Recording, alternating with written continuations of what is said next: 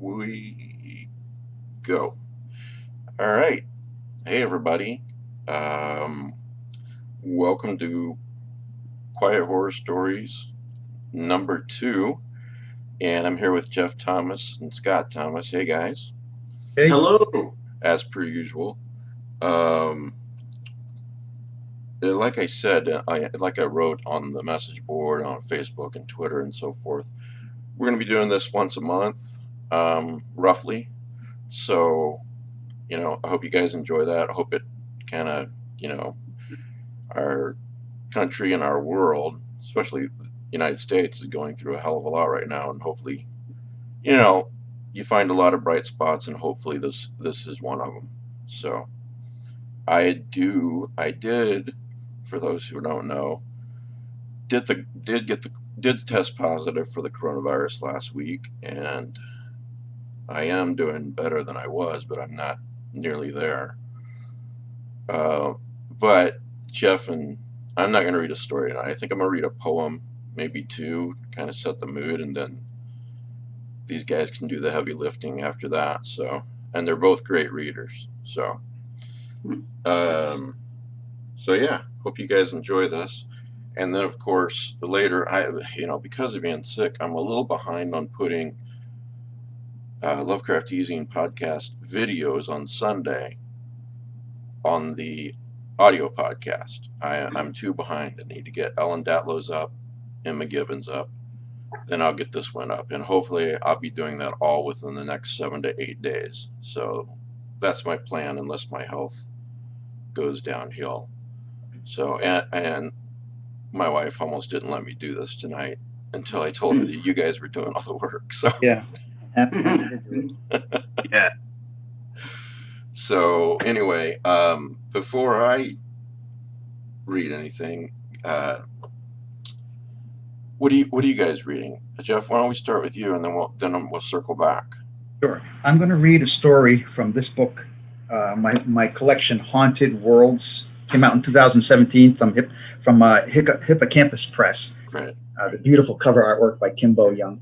And my story is called Spider. By Kimbo Young. That's great. Yeah. I requested this artwork be used. In fact, I wrote a novella in the story inspired by her artwork. I loved it so much. Oh, wow.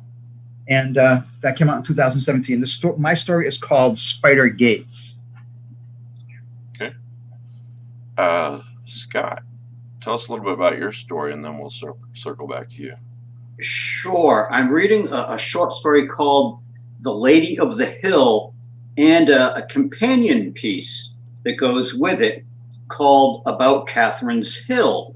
The story behind it is, I forget somebody was going to do an anthology of ghostly fiction based on supposedly true hauntings. So I wrote the story for that project and a follow-up piece that goes into the lore that I used for inspiration. But the anthology it fell apart, didn't get published. So this cool publication called Ravenwood, edited by Travis Niesler. I met him at the convention in Providence. Very nice guy.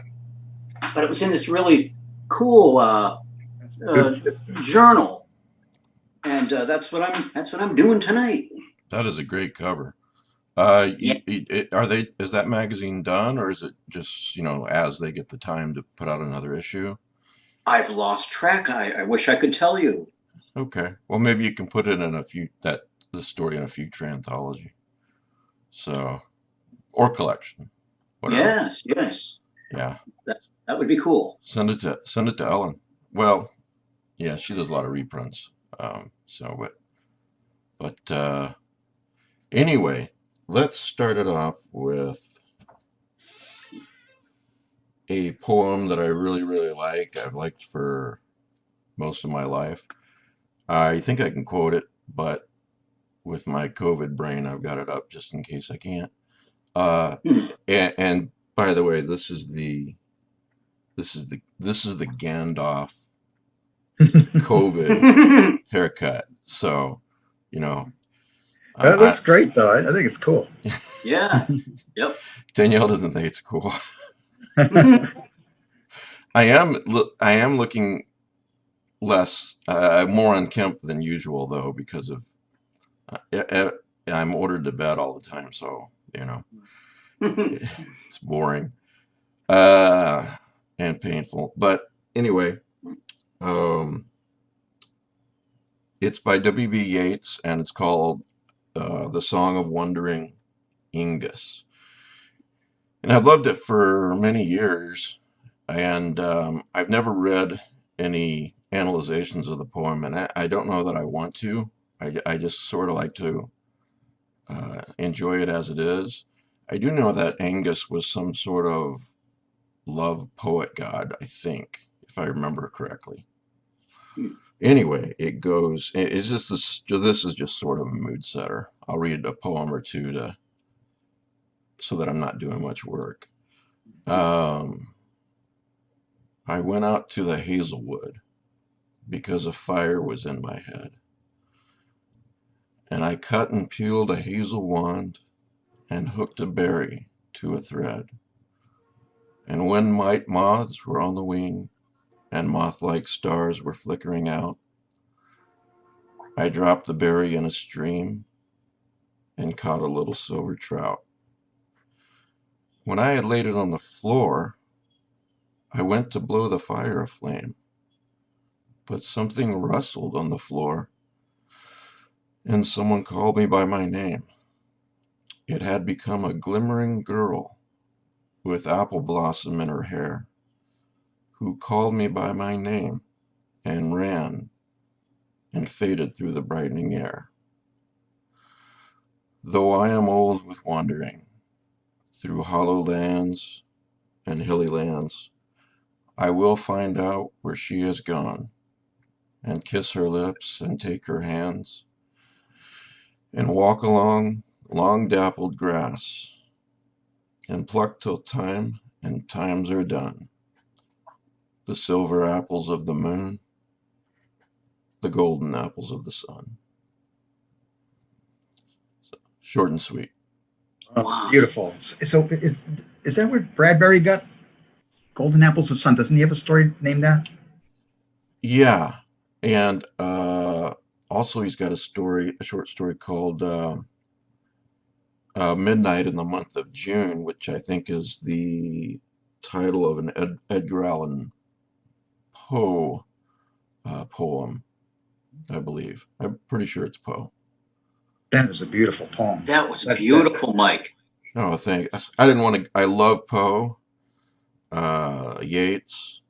My favorite poet is Robert Frost, but I may quote Poe here from time to time, but it's sort of the obvious go-to. I wanted to do You did something a little different. Something a little bit different, yeah. So that was beautiful, haunting. Yes, lovely. Yeah, it's stood the test of time. It's a wonderful poem. So W.B. Yeats, and I highly recommend, if you haven't read his poetry, anyone listening out there, and you're into poetry, go for it. Or maybe it'll inspire a love of poetry in you.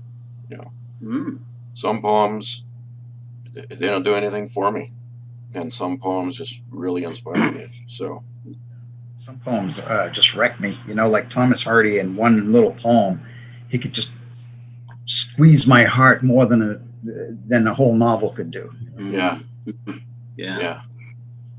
Or a couple of lines from, who was it, Eliot? Rage, rage against the dying of the light. So, yeah.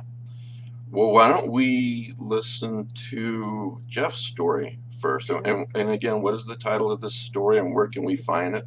It's called Spider Gates. And if you live in Massachusetts, you might have heard of the mythical Spider Gate Cemetery. So I've never been there, but I wrote a story. I've been there. Have you? The Friends Cemetery? Well, Yep. this is about the cemetery, real and imagined, and it's called Spider Gates. It's from my short story collection, Haunted Worlds. You're blurring the lines of reality. Yeah, that's what the story is kind of about, and one of the things it's about. All right. So I'll get to it. All right.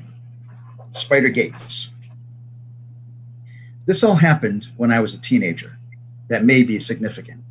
It's an in-between time, between the worlds of children and adults, as if those are physical locations and neighborhoods of childhood and adulthood. Sorry, that was a joke. But it's true, and we all know that time is a place. I was 15 specifically. This was, 25 years ago. So my brother Christopher was 10. We lived in Spencer, in that thick band called Worcester County, right in the middle of Massachusetts. Every Labor Day weekend, we had, and they still have, the Spencer Fair, a county fair that demonstrates that rednecks don't just live out west. That was a joke, too. I loved Spencer, and I'd still live there if I didn't live here, but I could never go back again. It's not because of any bad memories, just the direction that our lives take us, sometimes too far to retrace. To me, Spencer is bound with my teenage years and my childhood, too. As I said, a time and place that are far behind me. My father was chief of security at a big abrasives company in Worcester, and my mom worked for Mass Electric. So we lived comfortably in a big house on a pretty back road. We had a sizable backyard and a deck looking out on it, so there was many a summer cookout. And my mom being Italian, there were relatives visiting every Sunday after church. Right up until fall, they'd sit out on the deck, mom and the parents and some aunts and cousins having coffee and pizzelles that my grandmother had made. They'd watch over Christopher as he played with all his Star Wars action figures and the like in the yard. Christopher was autistic. Well, he still is, of course, and he still lives with my mom and dad, but my parents left behind that time and place themselves. After my grandfather passed away and my father developed health issues and had to stop working, they sold the house in Spencer and moved into my grandmother's small house in Worcester. There was only a postage stamp of a yard there, so the parties are all indoors. Christopher has a nice room of his own, and these days he likes to spend most of his time in there on his computer, laughing at the same handful of videos on YouTube over and over. But he does have a job bagging groceries at Price Chopper. When my folks can no longer care for him, I'll take Christopher in myself. I know my husband John isn't crazy about that idea, but he knows that's just the way it is. It's not that he doesn't care about Christopher, and I understand how he feels. But why should my brother live in an adult care situation when he has blood family? And I want my son, who's 15 now himself, to always keep his uncle's welfare in mind when he's an adult. That is to say, if anything ever happens to me so that I can't care for my brother myself any longer. That doesn't mean my son has to have Christopher live with him. I just want him to be certain that his uncle is doing okay wherever he is. And I'm sure he will, because my son has always known how important my kid brother is to me. To Christopher, I don't think time is as much a concrete place as it is for me. There isn't that neat boundary between childhood and adulthood. There isn't even a distinct barrier in his mind between reality and fantasy. It's more like a low stone wall overgrown with leaves and half tumbled down that you can step over quite easily. I wasn't a wild teenager in the smoking pot and drinking kind of way. I never even smoked a cigarette. But I made up for all that with being boy crazy. I lost my virginity at 14. Don't tell my mom because she doesn't know that, and she'd still give me an earful even though I'm now 40. My 15th birthday party was, of course, held out on the beautiful deck my dad and grandfather had built themselves, but we left the adults up there to chatter while we played horseshoes in the yard. For girls, there was my cousin Angela, my new friend Tracy, my best friend Megan, and our friend Beth, who was so pretty I wished I looked like her. So pretty that my envy was more like a crush. She was that every girl wants to be her, every boy wants to have her girl. I would have hated her if she hadn't been so nice to me. The boys at my party were my cousin Tony, Megan's boyfriend Brad, and Derek, who I did have a mad crush on, though Derek clearly liked Beth. Beth was definitely lucky I didn't hate her.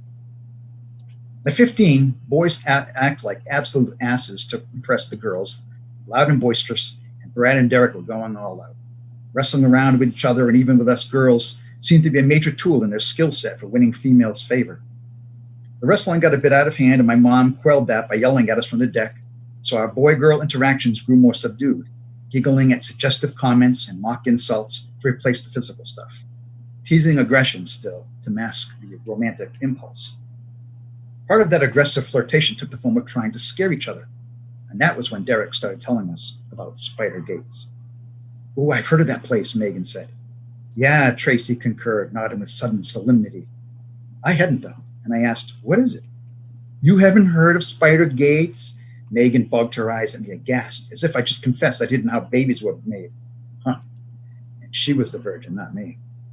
No, bitch, so tell me. Derek, seemingly the expert, said, oh man, I'm surprised you don't know. He turned to point into the thick woods that bordered the rear of my yard, a contrast to the grass my dad kept as neat as astroturf. The pine trees there seemed to form a wall. There was, in fact, a very old stone wall bordering our property at that point, one of the countless stone walls that traced through Massachusetts like corpse veins, marking out old properties that don't exist anymore, yards and farmlands where the invisible ghosts of dead houses might still stand. Derek went on, if you walked right into those woods, you'd eventually come to Spider Gates. I forget, Megan asked, is it in Spencer? Lester, Derek told her. Lester lay against Spencer the way the thick woods lay against my backyard. Then facing me again, you've never gone into your own woods back there? Not very far, why would I? Looking for Bigfoot, my cousin Tony suggested. So what the hell is Spider Gates? Brad demanded, punching Derek in the arm to keep him focused. Spider Gates is an old cemetery, Megan told her boyfriend, cutting in. Like from the 1700s. Those people made it, on the oatmeal box.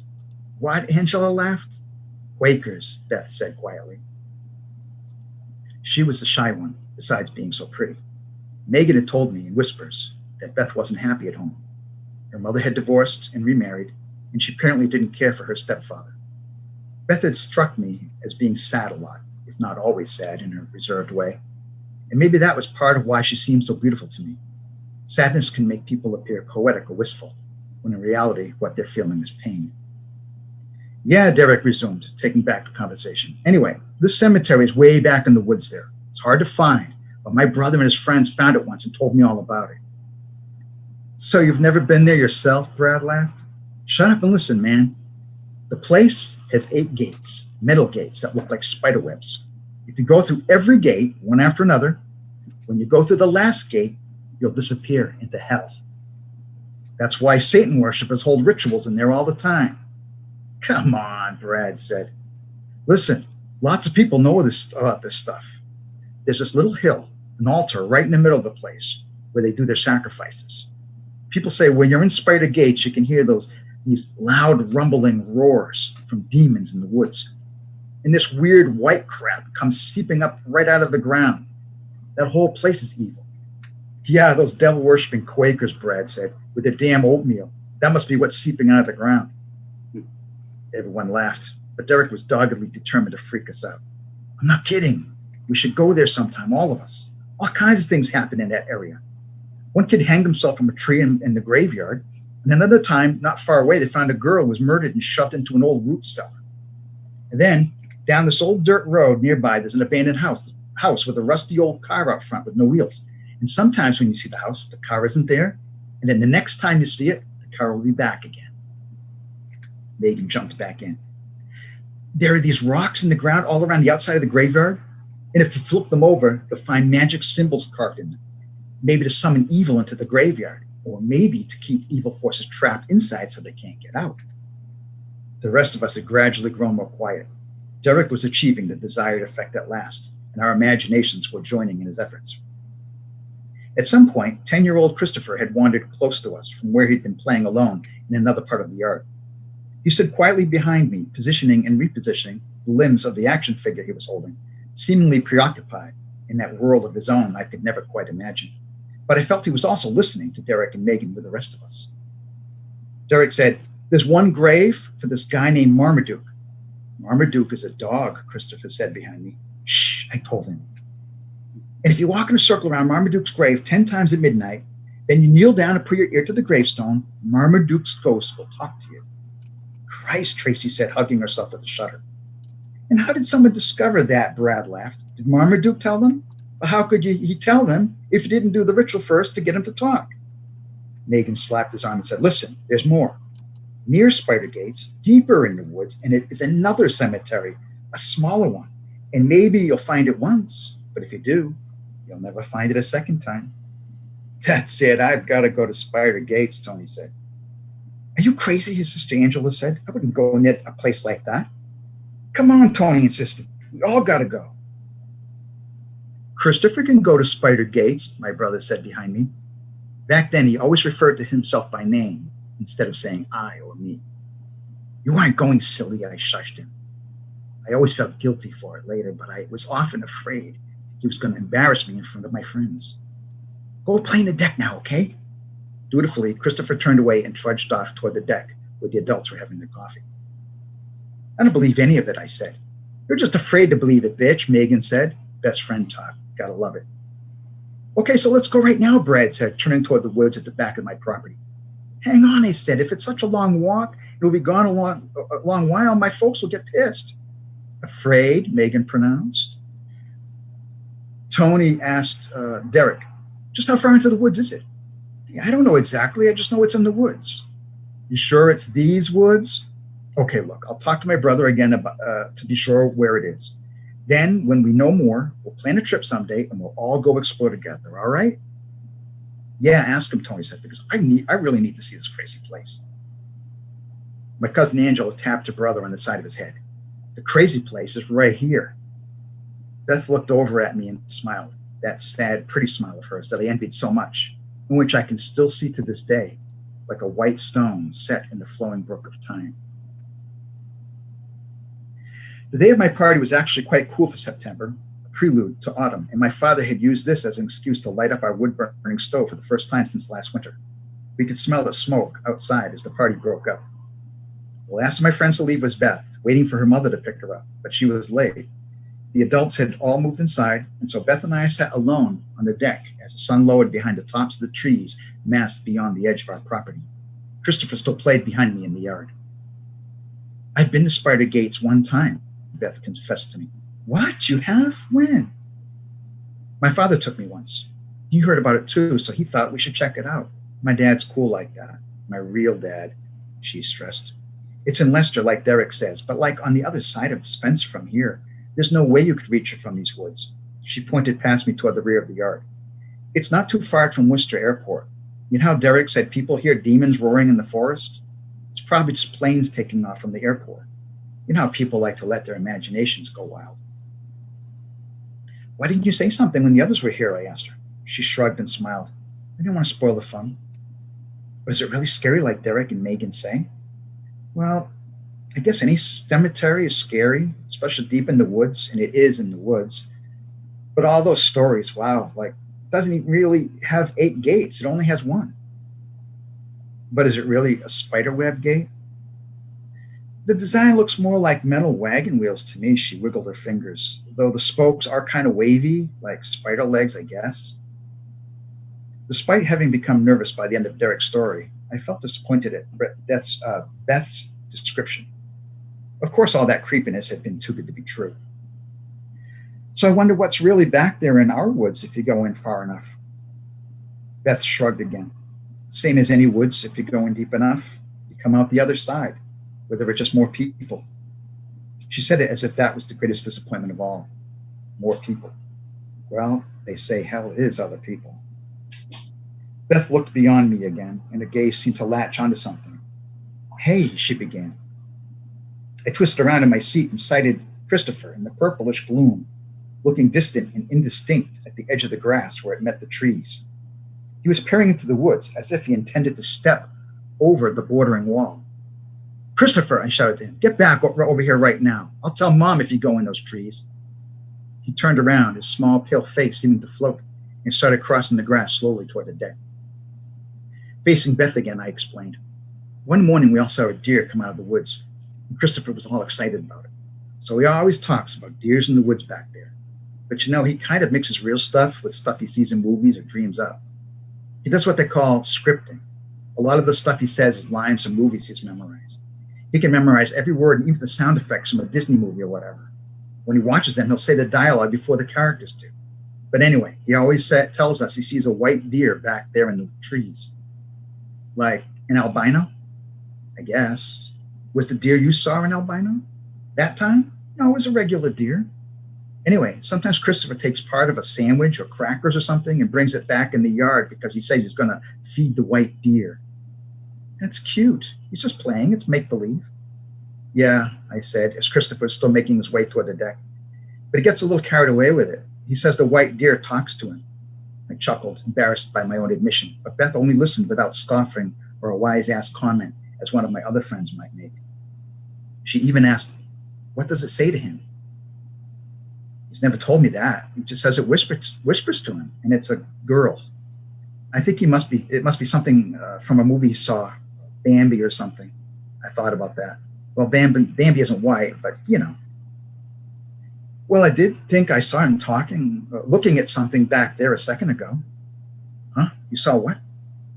That's why I said, hey, Beth said. It caught my eye, but it wasn't a deer. It looked like a person. Person?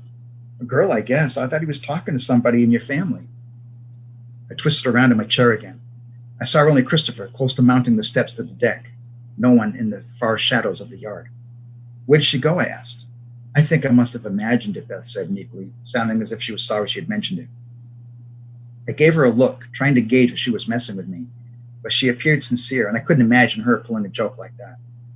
I heard my brother's sneakers clomping up the wooden steps. Hey, Christopher, I asked, who are you talking to back there by the stone wall? Christopher gives birthday cake to the white deer, he mumbled, walking past me and letting himself through the sliding glass door into our house. In October, Beth disappeared. Her mother reported her missing to the police. Her father drove down from Maine, where he'd moved a few years ago. And Beth's stepfather shot himself under the chin with a shotgun in the basement of their home. I guess we all put two and two together after that. But the police never found Beth. Her mother held out the hope that Beth had just run away after what had apparently happened with her stepfather, off to California or someplace, too ashamed and hurt to face anyone who knew her. But I think her mother was the only one who believed that. The rest of us felt we knew better. My father was an EMT then, in addition to the security job, and he volunteered for one of the search parties. He and some other men even ventured into the woods behind our own property. I asked if I could go along to help, but he said no. I know you're worried about your friend, he said gently. So I sat out on the deck waiting for my dad to return, watching the trees that stood like drawn theater curtains at the end of my yard, and remembered sitting out there with Beth only a few weeks earlier. I hugged myself against the chilly air, but my mother couldn't get me to come inside. At some point, though, I dozed off in my chair, because when a hand touched my shoulder, I awoke with a gasp to see my father leaning over me, his cheeks ruddy red. I was startled, but glad he'd awakened me. I'd been having a strange dream of pushing open a wrought iron gate, its rusted hinges squealing. My dad told me he and the others hadn't found a thing. As I stood up to go inside, where it was warm, my father's arm around my shoulders, I asked him, Dad, what's in the woods back there? I heard there's an old cemetery. Old cemetery? I felt stupid for it, but nevertheless I said, Spider Gates? Oh, he said, you mean the Friend Cemetery? That's what it's really called. No, honey, that place is in Leicester. There's no cemetery in the woods behind our house. But I now know that a thing can exist in two places and in two forms at the same time. In what we consider its true form, and in a dream version we build in our minds. And sometimes that fantasy construct draws so much power from our imagination that it becomes real in a different way. 1 year later, again in October, Christopher disappeared too. My mother was hysterical, all the more so because she blamed herself. She had let him play in the backyard without close supervision while she cooked spaghetti in the kitchen. It was a Saturday afternoon and my father was filling in for someone at the abrasives company, but she called him home from work. She called the police too. Megan was at my house. We'd been in my room talking about the latest boys we liked, not keeping an eye on Christopher either, and we rushed out onto the deck. My father hadn't arrived home yet, and the police were still on the way. But I knew I had to start searching, and I knew where to start. That stone wall bordering our backyard. My friend and I thumped down the deck steps and raced toward the far edge of the property. Oh my God, look, Megan said when we reached it, kneeling down and picking something up from where it rested atop one of the mossy stones in the wall. She held out her open palm to show me. It was a chocolate chip cookie. He went into the woods, I said, my voice edging toward hysteria, too. He must have seen that deer again, or he dreamed he did. I stepped over the wall then, into dense bushes growing in the almost unbroken shadow of the pine trees. Come on, Megan, we've got to start looking for him. but she reached out to me as if afraid to follow me over the wall and tried to take my arm. Wait until the police get here. They'll know what to do. No, I cried, tears flowing now. We can't wait for that. He might be scared. He might be hurt. They'll be here any minute. No, I screeched. What if it's a serial killer, Megan? What if Beth's stepfather didn't really kill her? You're just talking crazy now. Stop it. But I was beyond listening to reason. I rolled around and plunged straight into the woods, yelling my brother's name. I crashed through low-hanging branches that slashed at my cheeks. Once, racing across a slippery bed of rusty red pine needles, my feet went out from under me, and I fell heavily onto my back, thumping my head. I cried all the harder, but more from the mounting fear than the pain. My sense of loss was like a chasm that had opened beneath my feet, into which I plummeted with arms and legs flailing. But my arms and legs were only flailing as I ran, screaming Christopher's name until the back of my throat tasted like blood. Then I thought I heard a voice call out, either another searcher shouting Christopher's name or an echo of my own voice. I stopped to listen for more, keeping perfectly still, and that was when I sensed movement behind the trees off to my right, just a peripheral glimpse, gone as soon as I had turned my head fully to look. But it had appeared to be a large animal, a pale something against the shadowy murk. Christopher, I sobbed, please. Christopher is here, a familiar voice behind me intoned, surprisingly close. I spun around, startled, and there he was, Christopher, with a bag of chocolate chip cookies in one hand. He did not look scratched or dirty like me with pine needles in my hair. He didn't look scared as I had imagined. If he looked a little nervous at all, it was probably due to my own frenzied state. Sobbing uncontrollably, I dropped to my knees and hugged him tight. Confused, he patted my back awkwardly to comfort me. Don't do that again, I scolded him. Don't you ever go off alone into the woods again. Why did you do that? I expected him to say that he had seen his whispering white deer and had tried feeding it cookies, had followed it. But instead, when I held him away to look into his face, he told me, Christopher goes with Beth. What? I said. Beth? You saw Beth? He nodded. A chaos of thoughts swirled in my head, crazy thoughts, like Beth having spent the last year lost in a dense maze of trees, unable to find her way back over the stone wall in my yard. And more realistic thoughts, too, such as Christopher merely spinning fantasies from things he remembered, a person he remembered. Honey, are you making this up or what? He shook his head no, and he said, Beth can take Christopher to Spider Gates. I wiped the tears from my eyes on the back of my hand to stare into my brother's eyes more deeply. You saw Beth in the woods and she wanted to take you to Spider Gates? He nodded again. And did she? Did she show you Spider Gates? Now he shook his head. Beth hears you. She heard me calling? Nodding. And then she went away? Nodding. I stood up and took Christopher's hand. Come on, honey. Christopher goes to Spider Gates? He asked. No, I said. I'm not taking you there. We don't want to go there, Christopher. You understand me? We never need to go to Spider Gates. One day that November, when my parents were out to the Salmon Pond Mall with Christopher to begin some Christmas shopping, and I stayed home waiting for Megan to come over, I took the opportunity to go out into my backyard alone, to the ancient wall they hid in the bushes, like a row of moldering teeth in the mouth of a giant gaping wide and ready to snap shut. I stood at the very edge of the wall, gazing into the gray woods. Then I spoke aloud. Beth, I said, I know you're lonely. I know you're sad. But don't talk to my brother again, please. You know he can see things. You know he can see you. But he needs to be with his family. He needs to be with me. My voice broke down, and I said, I'm sorry, okay? I started to openly weep. I'm so sorry. Last month, my parents threw a party for my 40th birthday at their small home in Worcester. My husband and son came with me, of course. My grandmother, still alive, God bless her, even made a ton of pizzelles for the occasion. Christopher is 35 now, a little overweight and balding. He's very sweet and funny, so he's well liked at the Price Chopper. He spends most of his money on Xbox games and video game manuals, sometimes the games he doesn't even own. He still buys the occasional Star Wars figure. When I arrived at my parents' house, I didn't immediately see Christopher, but it was easy enough to find him hunched avidly in front of the computer in his bedroom. He was watching a video on YouTube. I could see over his shoulder that it wasn't one of his usual humorous favorites from questionable YouTube personalities like the Tourette's guy or the angry German kid. It was a video shot in a forest somewhere by a shaky handheld camera. My smile of greeting froze on my lips, a sudden frost coating the inside of my chest. I moved around to my brother's side for a closer look, however afraid I was of what I'd see. I expected to view a secluded spot in the middle of a pine forest. It would be a wrought iron gate with wheel-like designs, wavy arms inside them like tentacles.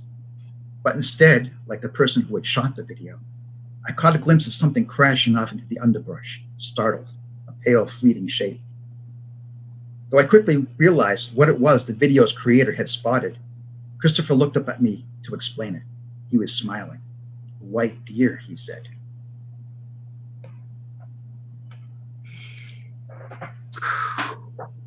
Man, Spider gates. that's brilliant. Beautiful writing, Jeffrey. What It a, really what a is. story.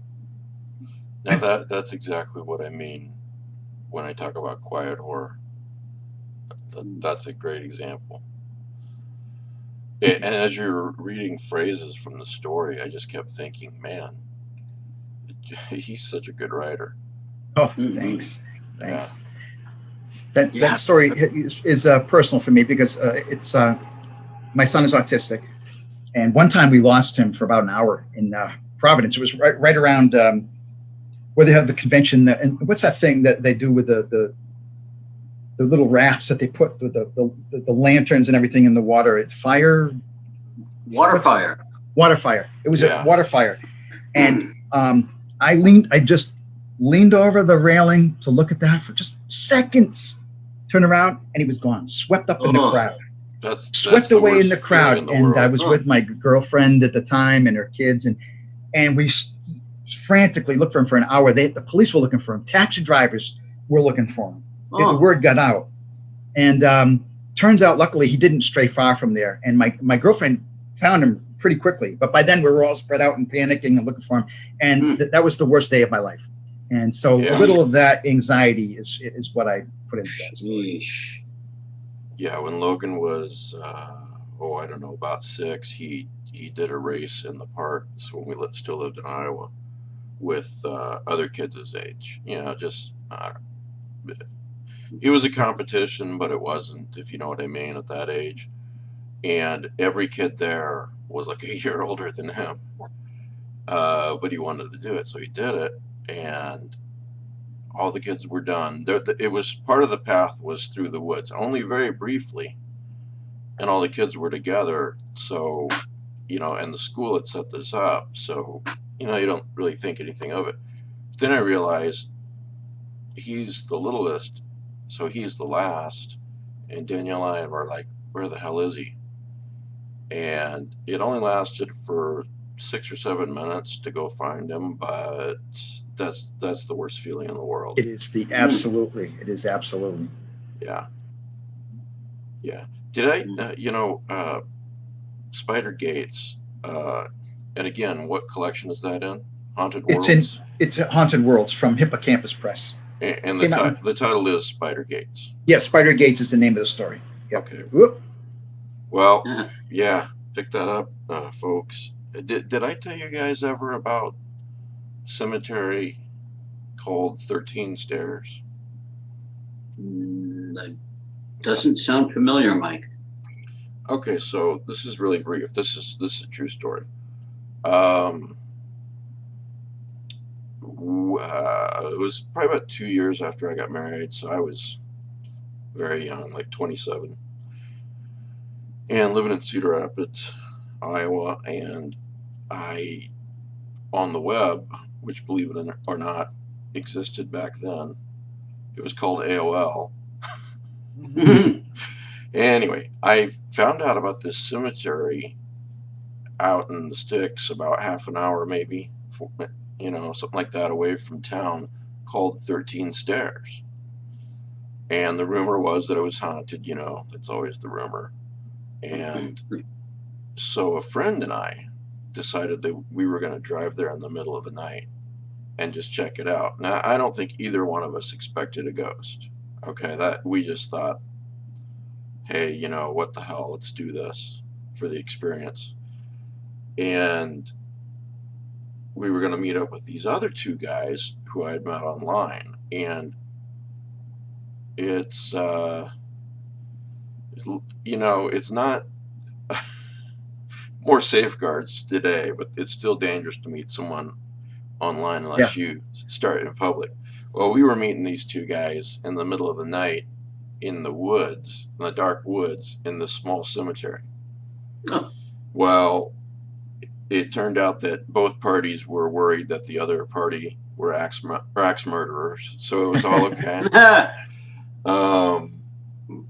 And this is like 1 a.m. I mean, this is deep in the night, and it was literally this small hill with 13 stairs, very old stairs, very old stone stairs. And there were literally 13 of them? Literally 13 of them. Oh my God. In fact, if you Google, like 13 Stairs Cemetery, Iowa, I'll bet you can still find it. I haven't tried to Google it in 20 years, but I'll bet you can find something on it. So anyway,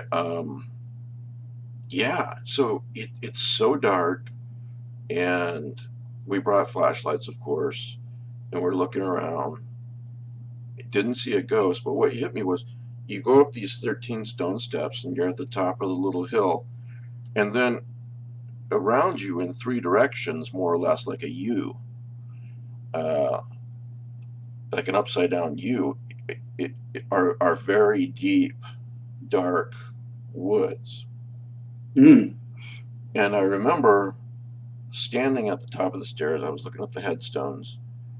They were so old they were indecipherable. And but I looked into those woods, and that Nietzsche saying that's used way too much, It's looking back at you. Don't gaze into the abyss, because the abyss might gaze back into you. I'm paraphrasing. That is absolutely what I felt. That something unknown and something that maybe could not be known was in there looking back at me. And I mean, I didn't scream and run for the car or anything, but I just remember that very, very creepy feeling. And you watch a movie and there's scenes in the woods and everything, and there's always this light coming from somewhere, and people can find their way around. No, when there's no city lights around and you're in the dark woods, you can't see your hand in front of your face. So good luck navigating. So yeah, I just remember that feeling of something looking back at me, and and that to me is one of the essences of, I think of that experience when I think of quiet horror, when I think of weird fiction, that something happens and you don't know what it is, or you get this feeling you don't know what it is. So yeah, that experience sounds like a good premise for a horror story, though, for sure. Yeah. Well, if anyone out there writes it, tell me and Tuckerize me. So give credit. So yeah, there's that. So yeah, that one's that story. Spider AIDS is close to your heart because you have an autistic son. Yeah, because of my son, and I could be here for a long time explaining all the little components I took from my former mother-in-law, Camille, and my sister and her husband John, and my sister-in-law. The low stone wall is what stuck in my mind, because what you said at the beginning. Oh, the stone wall. Yeah. Well, I pictured very strongly my former mother-in-law Camille's house in Spencer, Mass. And they had that big backyard, the deck. They used to have parties out there, and there were woods bordering it.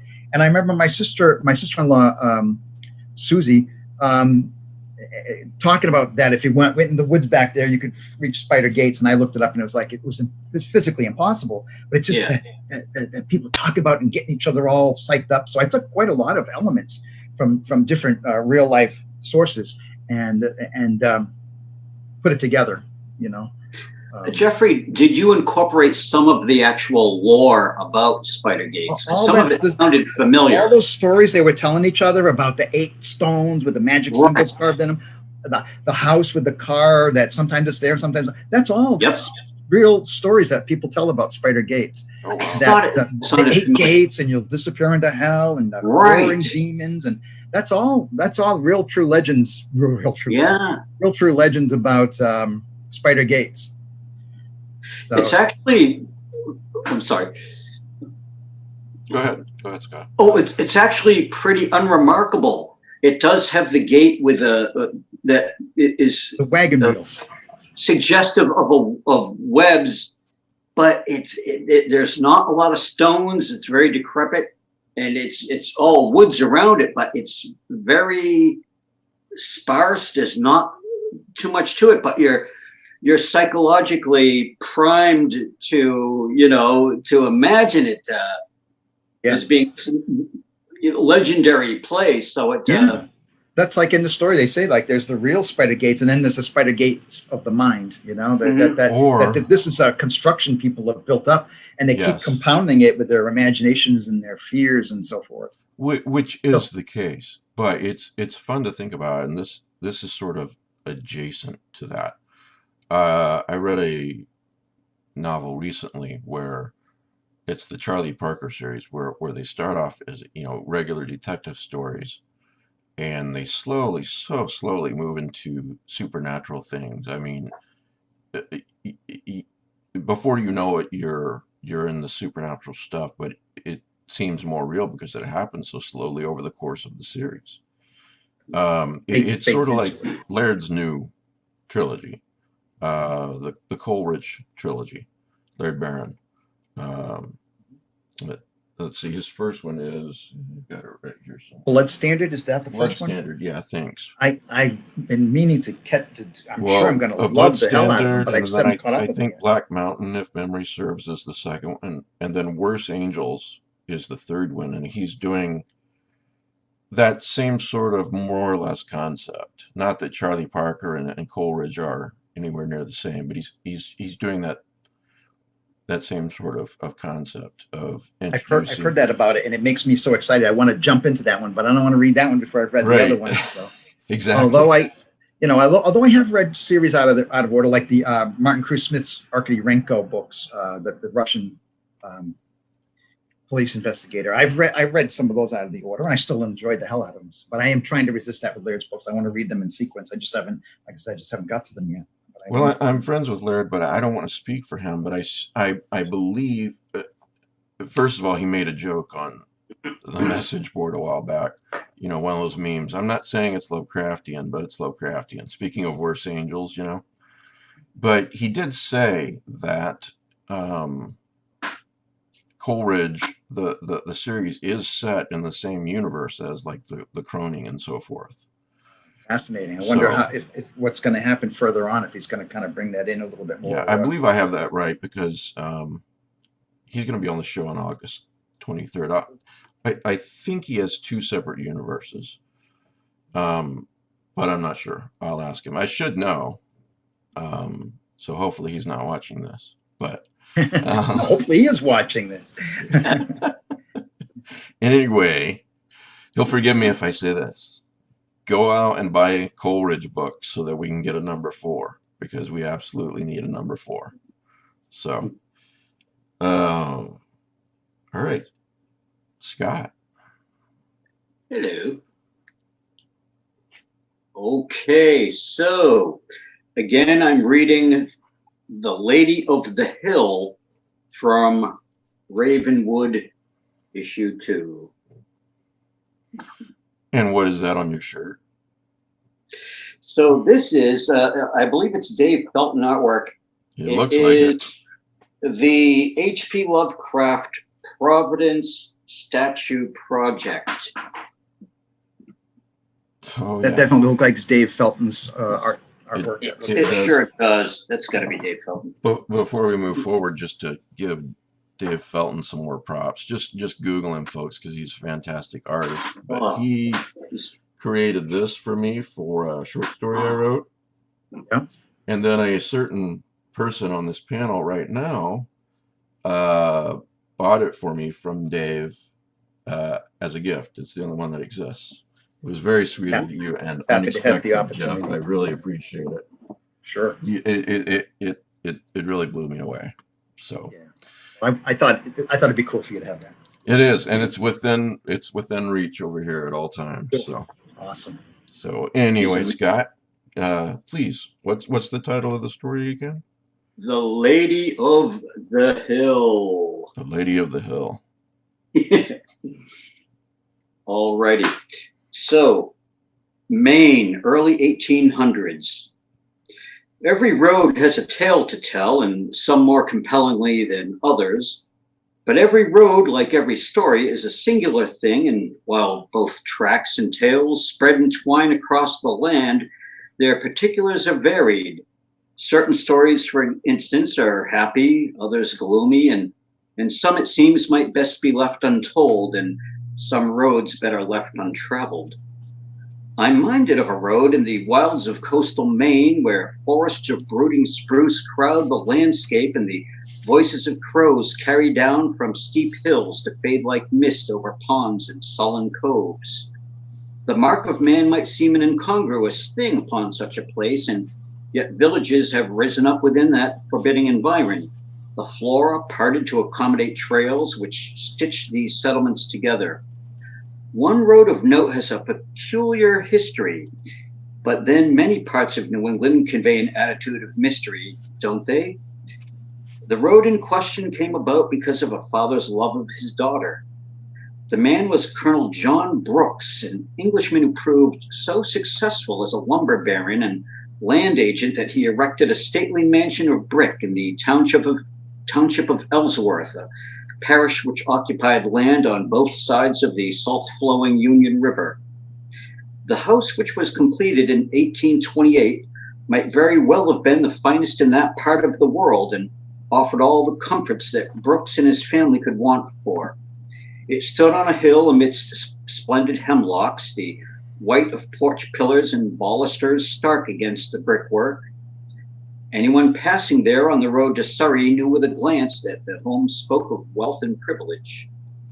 The colonel had two sons, John Jr. and Daniel, and a daughter named Joanna, who was his favorite child, although he never would have admitted as much. Brooks and his wife enjoyed a good social gathering now and again and occasionally hosted a ball. A wealthy young tanner named Cyrus Avery attended one of these events there in Ellsworth, where he caught the eye of the winsome Joanna, who was just 19 at the time. The attraction was mutual. In no time, the colonel's favorite found herself betrothed and then wed, and she moved away from the noble Brooks mansion to set up home with her husband Cyrus in Cherryfield. 22 miles, John Brooks had muttered to himself when he first realized that his beloved child would be moving so far away. 22. It might as well have been 1,000 miles for the distress the man felt. The fact that there was no proper road between Ellsworth and Cherryfield made the sting all the more acute. But he reflected, once he recovered from the initial horror, there was a remedy for that. He would make a road. The territory between Ellsworth and Cherryfield was a place of inhospitable beauty. Hardly a plow had dared bite into the region, craggy and treed as it was. So what must that locality have thought when swarms of men converged, set to tame a strip of ground right through the thick of it? From a human standpoint, it was an enormous effort, an expansive undertaking, but if great quantities of sweat and coin had to be spent, then so be it. The colonel would have his road, regardless of the cost.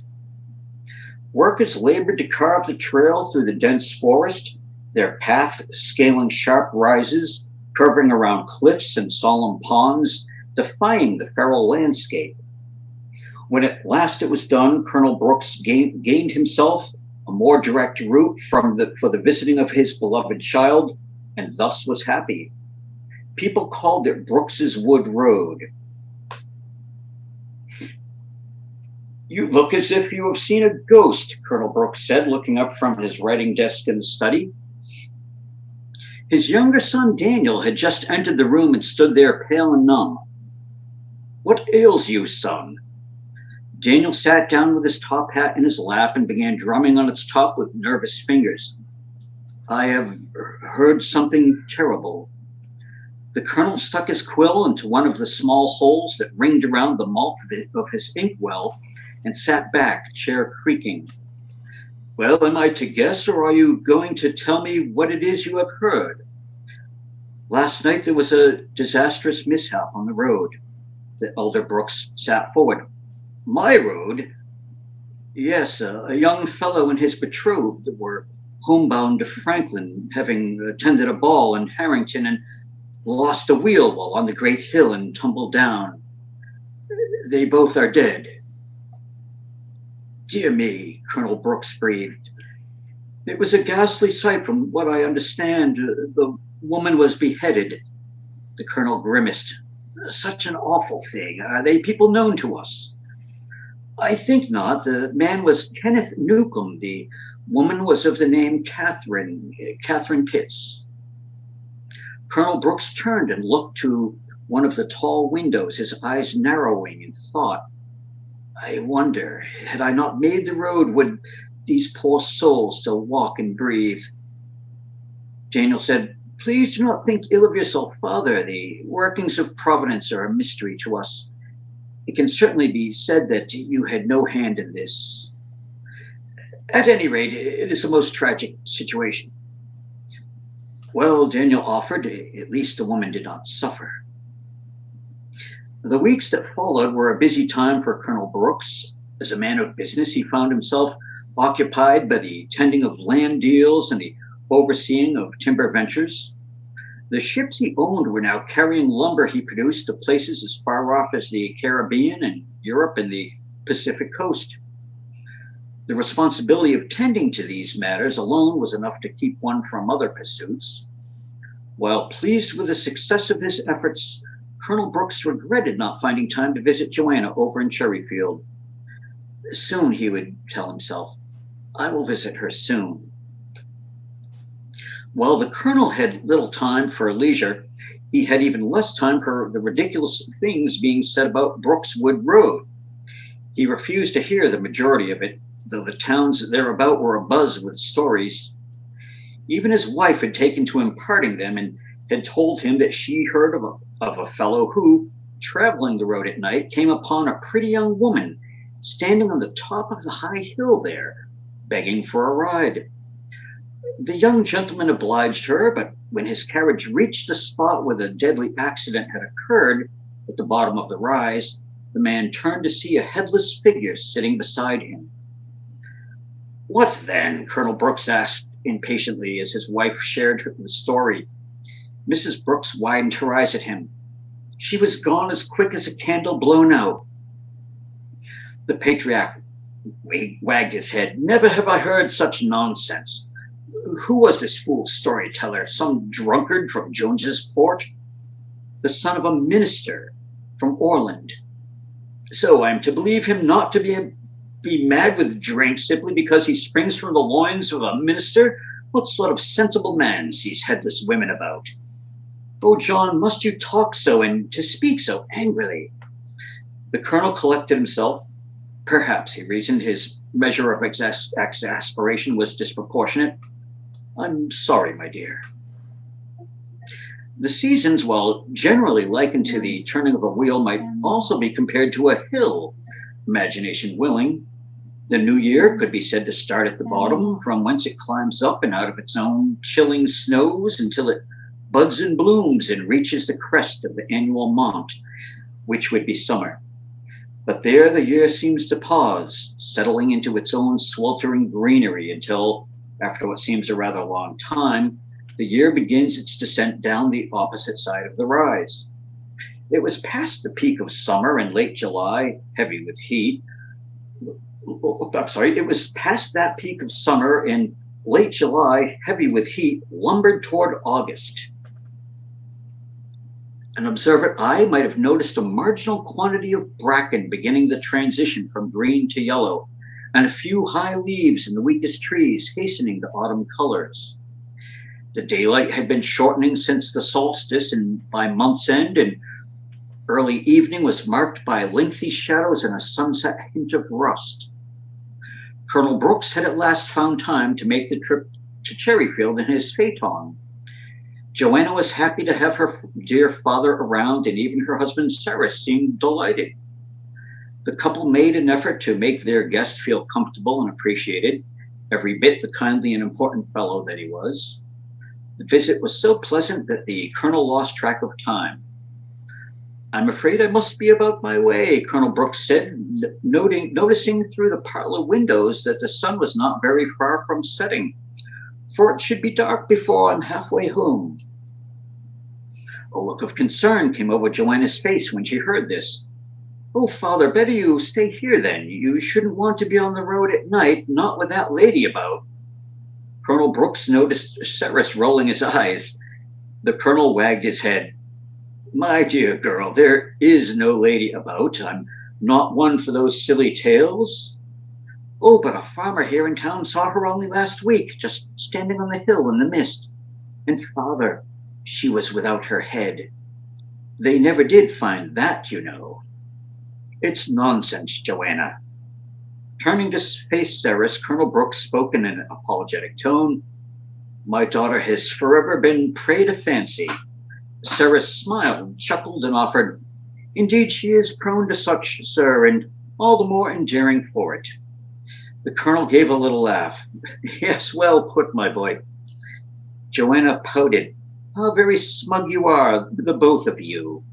Colonel Brooks grinned. "Here, daughter, I'll have a kiss on the cheek, and then I'll be off." Colonel Brooks set out for Ellsworth on the road that bore his name. In no time, the homes and mills of Cherryfield fell behind, and he found himself alone in a sprawling wood. The terrain was undulating and rugged, the path before him rising and falling, curving this way and that, its higher points allowing distant views of mountains and lakes and ponds. The trees in certain spots closed so tightly about the road that one had the impression of traveling through a verdant tunnel.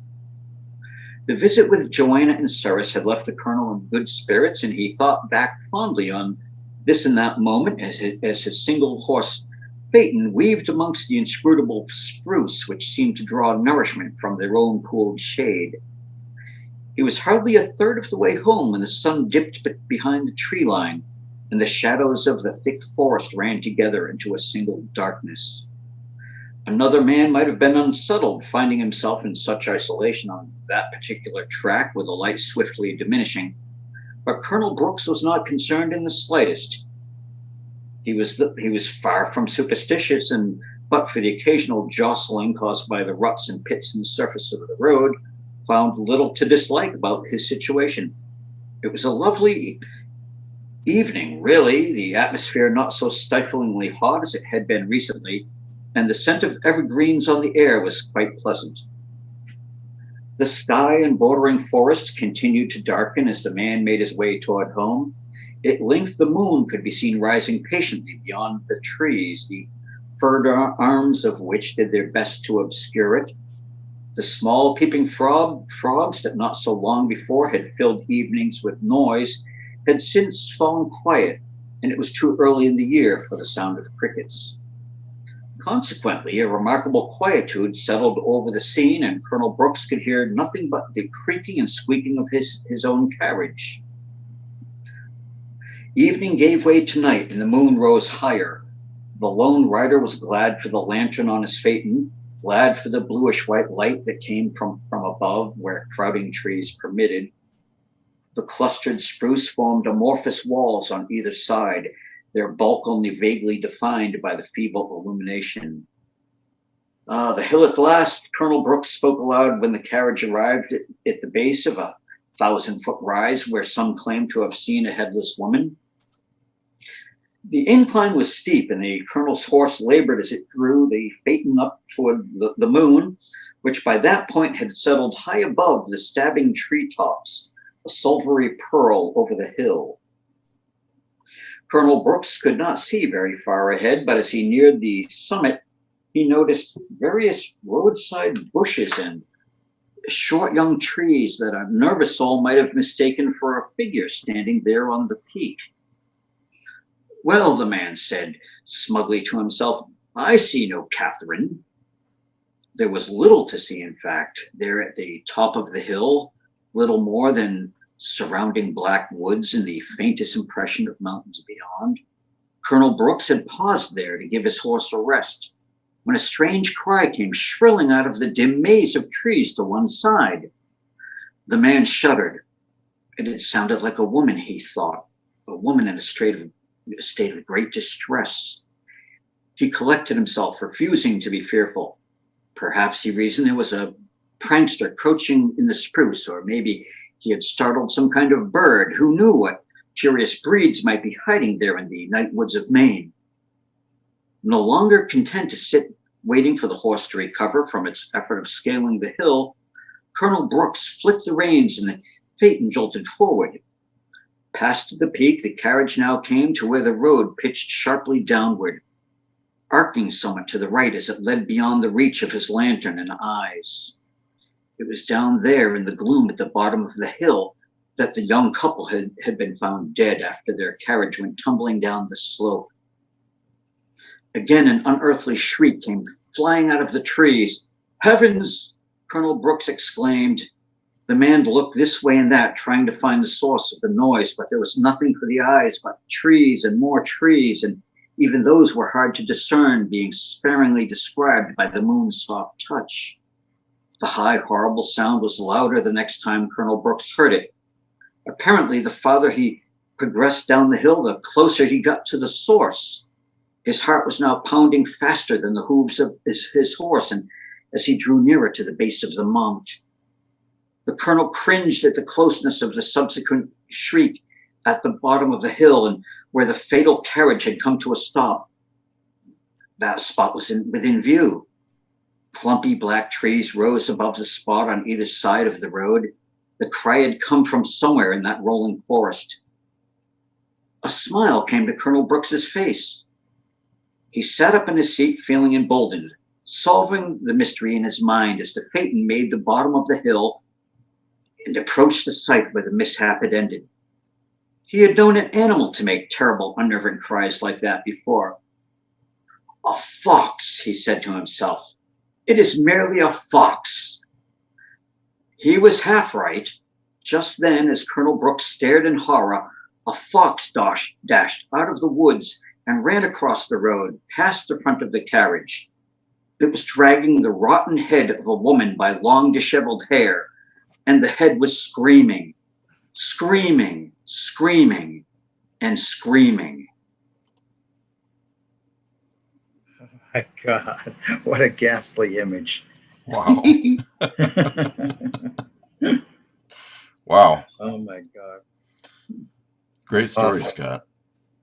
What I loved about it was that notion that had he never made that road, would that accident have occurred? You know, that make, you know, that question of fate and everything, if something is fated to be, and you know. Yes. Well, so that's the story that I wrote about the actual vernacular lore.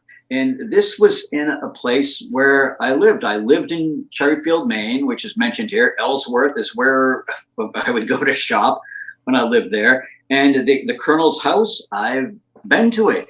Washington had been there. It's this amazing federal period brick house, and you can visit it.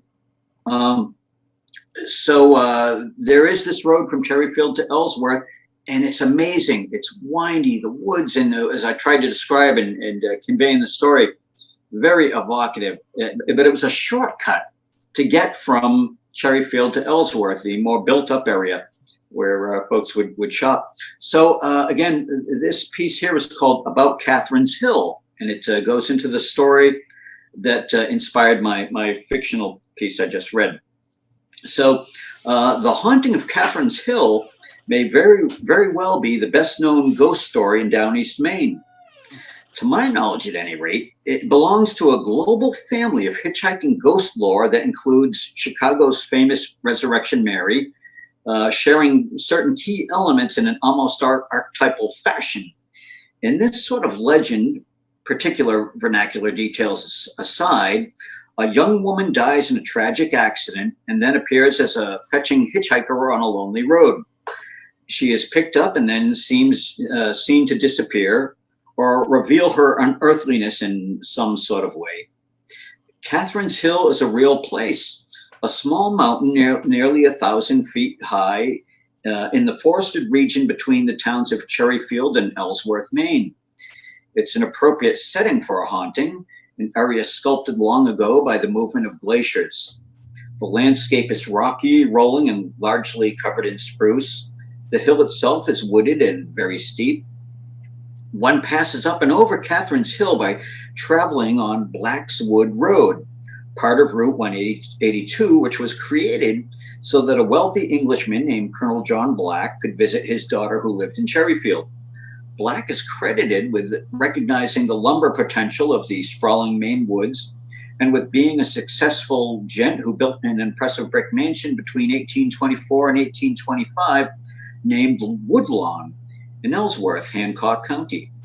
Woodlawn and its scenic acreage remains a museum site, while the road the man desired to build remains a place of notoriety. Black's Wood Road is where witnesses encounter Catherine of Catherine's Hill. But who was she?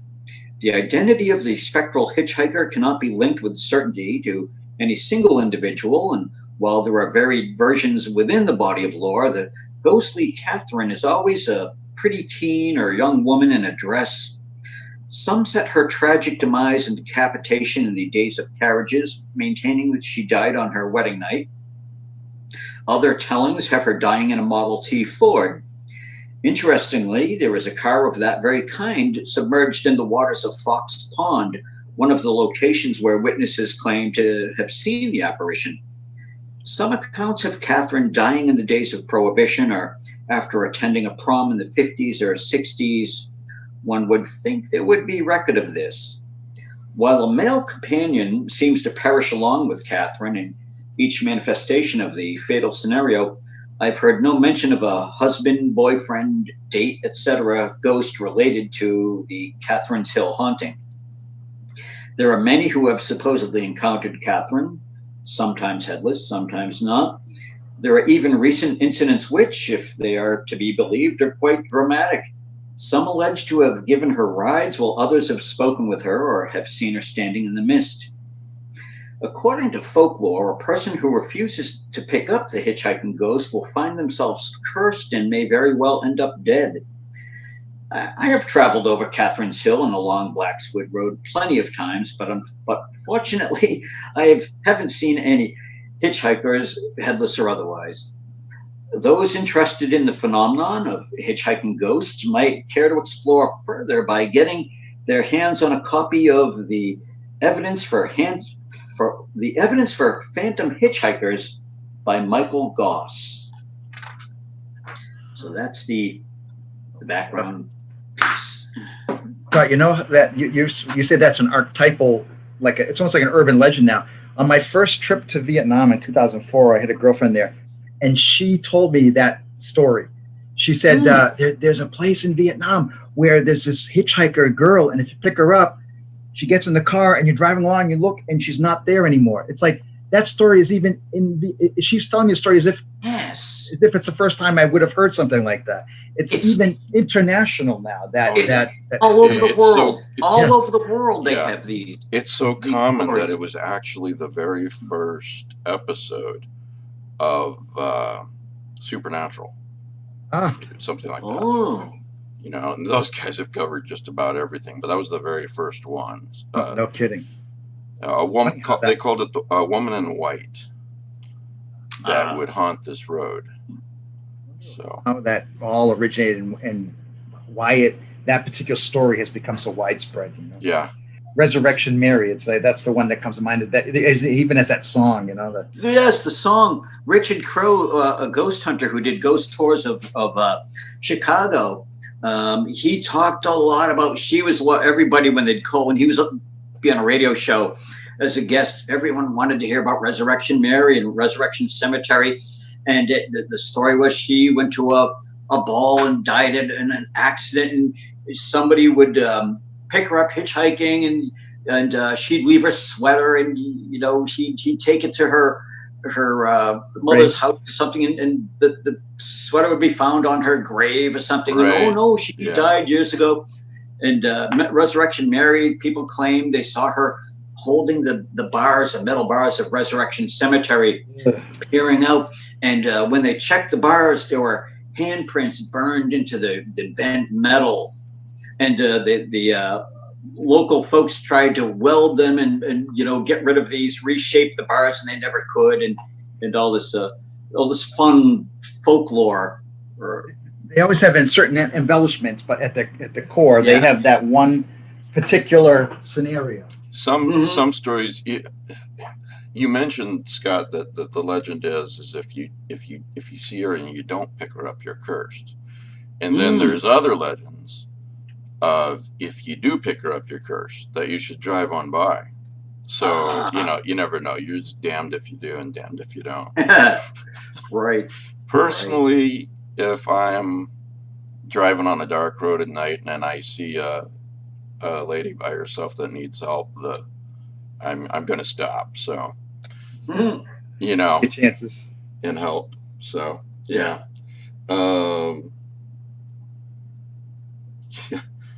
Reminds me of that scene in Halloween, a movie I know. No, I'm sorry. The Fog. You remember when he, I forget the actor's name, picks up Jamie Lee Curtis as she's hitchhiking? It's near the beginning of the movie. Yeah. But I always thought Carpenter did such a great job of, again, that road was so dark. There's no street lights. There's no ambient light coming from somewhere in the woods or off the, it's just his headlights. He's driving down a really dark road. He can't see beyond his headlights, and all of a sudden she appears on the side in his headlights. So, which is creepy enough. Yes. Great story, Scott. Thank you. Beautifully written. Now I realized, my COVID brain realized that when I got off on a tangent about Charlie Parker and Coleridge and Larry Barron's series, that I never got to the point of what I was trying to say. And this goes back to Jeff's story about real versus imagined, or what could be, and so forth. And in this particular, it's one of the later novels. This, and it happens more than once in the novel, but in this particular example, a young lady's being killed. She thought this guy was a nice guy, going out with him and everything, and she realizes he's gonna kill her out on this field to deconsecrate the land or something. I can't remember what. But she sort of has this vision in her head of if she'd never gone out with him, and children and grandchildren that would have been born, and what her life would have been like. And there's this whole universe of possibility that's snuffed out in that one moment. All of these potential lives down the line, hundreds, thousands, possibly millions, depending on how long the human race lasts, that will never exist. And she, it's strongly implied that she's seeing a parallel reality in her mind where it doesn't happen. So, what is this from? It's the Charlie Parker series by John Connolly. That is deep. That's cool. That's deep. Yeah, and now you do have to read them in order. And if you like the kind of stories that these guys are telling tonight, and quiet horror, John Connolly's got a collection out for several years now called Nocturnes, which is one of the best horror collections I've ever read. Nocturnes by John Connolly. Available in print, and I'm pretty sure available for Kindle as well. So if you can't wait to read it. What, Jeff? Is this a recent collection? I can't hear you. I'm sorry. I'm sorry. Is it a recent collection? No, I've got the book over there, but just on memory, I think it's at least 12, 13 years old. Oh wow, okay, I'm just not familiar. Oh yeah, I mean it kind of, well, I'm sure he sold a lot of copies because he's a popular author. But as far as that, as maybe horror people taking notice, he's known it as as writing these Charlie Parker mysteries. That's mostly. Oh, that's it. Oh, okay, Yeah. that author. Oh, yeah. He's done a few other things too. Um, but I can see how it would fly under the radar of most folks in our weird fiction community or the greater horror community. But it's an absolutely fantastic collection. In fact, did you guys see the movie The New Daughter with No. yeah, well, you should see that. The New Daughter with Clark Kent's dad, Field of Dreams guy. Kevin Costner. Kevin Costner, thank you. He's in the movie. It's a really good movie, and it's based on one of the short stories in Nocturnes called The New Daughter. Okay. And you guys really should see that because it has very, very Lovecraftian elements, especially in the film, and it's done very well. Actually, a couple of years ago, the director of that movie contacted me, and he said he was a fan, and I said, "Oh, well, that's nice to hear." And wow, I said, "Well, I'd love to have you on my podcast." And he doesn't speak. His English accent is pretty thick. I'm paraphrasing what he said, but he was willing to do a an email interview. So S.P. Muskowski really likes that movie and the book too, I think. So I asked SP, hey, would you want to interview this guy? And then I'll publish it at the Lovecraft eZine website. So she did a great job. And he gave me some behind the scenes set photos that I published there as well. So if you go to lovecraftezine.com, somewhere at the top right, there's a search bar. Just in quotes, search for The New Daughter, and you'll probably find that interview between him and SP from a couple of years back, and it's really interesting. It's got that young lady from Guillermo del Toro's Shape of Water. No, the what was the Labyrinth? Crimson Peak. The Labyrinth movie. Pan's Labyrinth. Pan's Labyrinth. Yes, I believe this is all grown up now, I'm sure, but she's a fantastic little actress, So it's a Got me intrigued, though. Really good movie. Read the interview by that SP was kind enough to do for me, but on my site. But do watch the movie first. Yeah, you've got me intrigued. Definitely, I'll look it up to see if I can find it on either Netflix or Amazon Prime, or it's got to be somewhere. It is.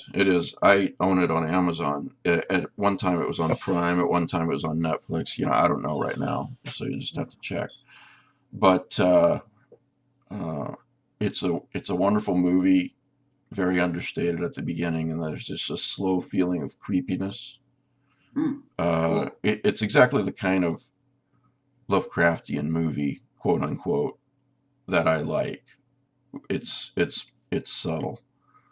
Yeah. And there's just parts of the movie where you're just like in horror, like, what's the implication of this right here, Anyway, and I also can't, I'm repeating myself, but I really can't recommend the collection Nocturnes, Where It Comes From, enough.